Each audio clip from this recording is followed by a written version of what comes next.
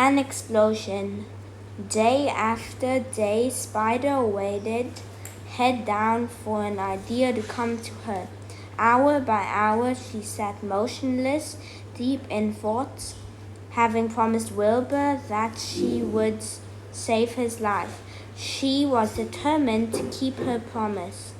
Charlotte was naturally patient. She knew from experience that if she waited long enough, a fly would come to her web, and she felt sure that if she thought long enough about Wilbur's problem, an idea would come to her mind. Finally, one morning, toward the middle of July, the idea came.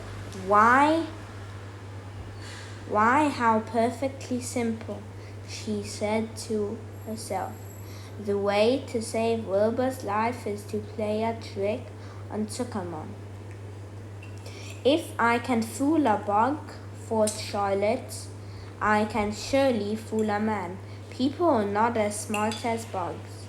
Wilbur walked into his yard just at that moment. What are you thinking about, Charlotte? He asked.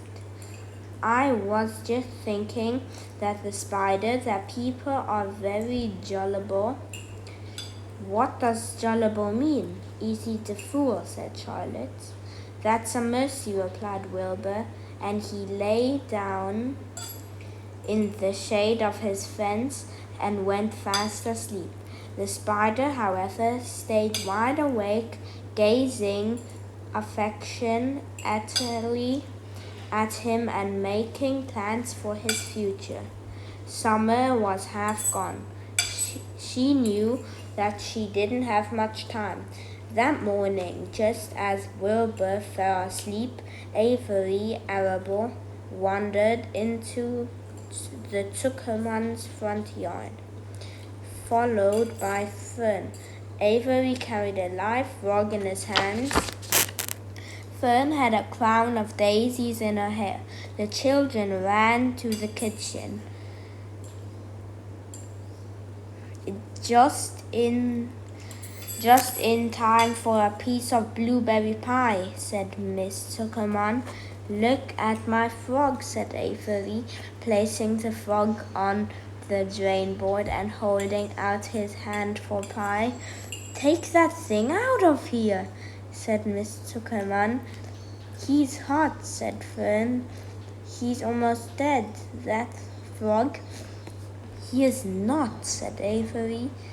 He lets me scratch him between his eyes. The frog jumped and landed in Miss Zuckerman's dishpan full of soapy water. You're getting your pie on you, said Fern.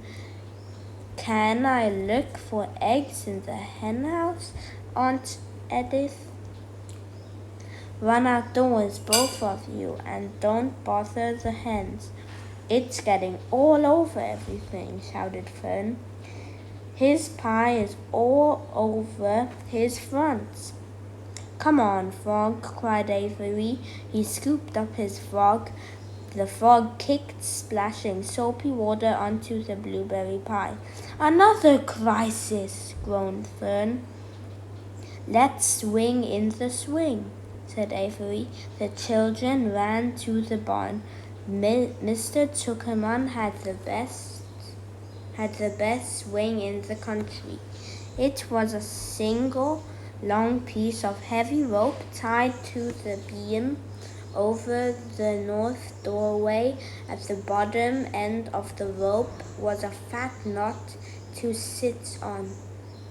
It was arranged so that you could swing without being pushed. You climbed the ladder to the hayloft, then holding the rope, you stood at the edge and looked down and were scared and dizzy. Then you straddled the knot so that it acted as a seat. Then you got up all your nerve took a deep breath and jumped. For a second, you seemed to be falling to the barn floor far below. But then suddenly the rope would begin to catch you, and you would sail through the barn door going a mile a minute, with the wind whistling in your eyes and ears and hair up in the clouds, and the rope would twist and you would twist and turn with the rope. Then you would drop down, down, down out of the sky and come sailing back into the barn, almost into the hayloft. Then sail quite so high, then out again, then in again, then out, then in. And then you jump off and fall down and let somebody else try it. Mothers for miles around worried about Zuckerman's swing. They feared some child would fall off onto things tighter than their parents think they will. Avery put the frog in his pocket and climbed to the hayloft. The last time I swung in the swing, I almost crashed into a barn swallow, he yelled. Take that frog out, ordered Fern. Avery straddled the rope and jumped. He sailed out through the door, frog and oar, and into the sky, frog and all. Then he sailed back into the barn. Your tongue is purple, screamed Fern. So is yours, cried Avery, sailing out again with the frog. I have hay inside my dress. It itches, called Fern. Scratch it, yelled Avery, as he sailed back. It's my turn, said Fern. Jump off. Fern got the itch, sang Avery. He jumped off. He threw the swing up to his sister. She shut her eyes tight and jumped. She felt the dizzy drop, then the supporting lift of the swing. When she opened her eyes, she was looking up into the blue sky and was about to fly back through the door. They took turns for an hour. When the children grew tired of swinging, they went down toward the pasture and picked up wild raspberries and ate them. Their tongues turned from purple to red. Fern bit into a raspberry that had a bad tasting bug inside and got discouraged. Avery found an empty candy box and put his frog into it. The frog seemed tired after his morning in the swing. The children walked slowly up toward the barn. They too were tired and hardly had energy enough to walk. Let's build a tree house, suggested Avery. I want to live in a tree with my frog. I'm going to visit Wilbur, Fern announced. They climbed to the fence into the lane and walked lazily toward the pig pen. Wilbur heard them coming and got up. Avery noticed the spider web, and coming closer he saw Charlotte. Hey, look at that big spider, he said. It's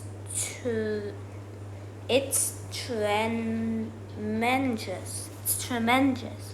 Leave it alone, commanded Fern. You've got a frog, isn't that enough? That's a fine spider, and I'm going to capture it, said Avery. He took the cover off the candy box, Then he picked up a stick. "I'm going to knock that old spider into this box," he said. Wilbur's heart almost stopped when he saw what was going on. This might be the end of Charlotte if the boy succeeded in catching her. "You stop it, Avery," cried Fern. Avery put one leg over the fence of the pig pen. He was just about to raise his stick to hit Charlotte when he lost balance. He swayed and toppled and landed on the edge of Wilbur's trough. The trough tipped up and then came down with a slap. The goose egg was right underneath. There was a dull explosion as the egg broke, and then a horrible smell. Fern screamed. Avery jumped to his feet. The air was filled with the terrible gases and smells from the rotten egg.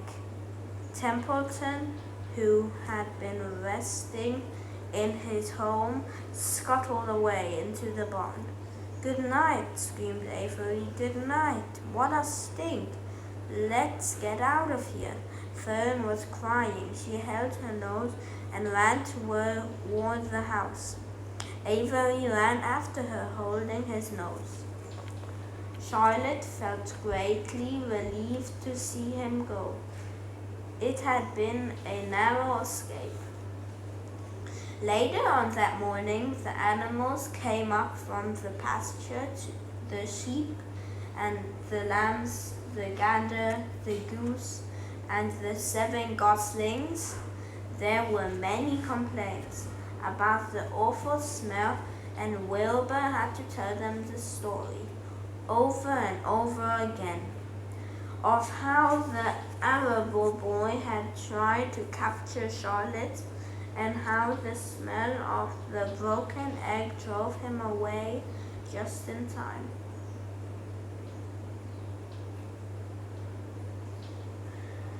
It was that rotten goose egg that saved Charlotte's life, said Wilbur. The goose was proud of her share in the adventure.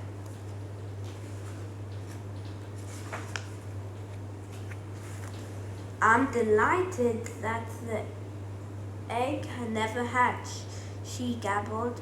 Templeton, of course, was miserable over the loss of his beloved egg, but he couldn't resist boasting. "It pays to save things," he said in his surly voice. "A rat never knows when something is going to come in handy. I never throw anything away." "Well," said one of the lambs, "this whole business is all well and good for Charlotte. But what about the rest of us? The smell is unbearable. Who wants to live in a barn that is perfumed with a rotten egg?" "Don't worry, you'll get used to it," said Templeton. He sat up and pulled wisely at his long whiskers, then crept away to pay a visit to the dump. When Luffy showed up at lunchtime carrying a pail of food for Wilbur, he stopped short a few paces from the pig pen. He sniffed the air and made a face. "What in thunder?" he said, setting the pail down. He picked up the stick that Avery had dropped and pried the thou up. "Rats," he said. "Phew! I might a known rats would make a nest under this trough.